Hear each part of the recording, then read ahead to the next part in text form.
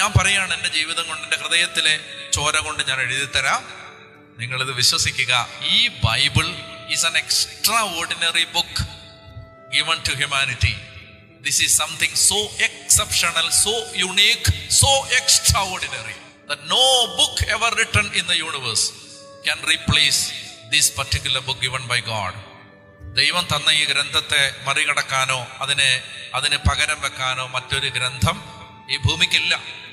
ഇത് മാത്രമാണ് വിശുദ്ധ ഗ്രന്ഥം, ഇത് മാത്രമാണ് തിരുവെഴുത്ത്, ഇത് മാത്രമാണ് ദൈവം അരുളി ചെയ്തത്. അതുകൊണ്ട് നിങ്ങളുടെ പുസ്തകം എടുക്കണം, പുസ്തകം എടുത്ത് വായിക്കണം. എടുത്ത് വായിക്കാന്ന് ഒരിക്കൽ ആഗസ്തീനോസിനോട് ദൈവത്തിന്റെ ആത്മാവ് പറഞ്ഞു, എടുത്ത് വായിക്കുക. അന്ന് ആഗസ്തീനോസ് മദ്യത്തിനും അതുപോലെ തന്നെ ദുർനടപ്പിനും ലഹരിക്കും ഒക്കെ അടിമയായിരുന്ന ഒരു ചെറുപ്പക്കാരൻ, ആഭാസനായിരുന്നു.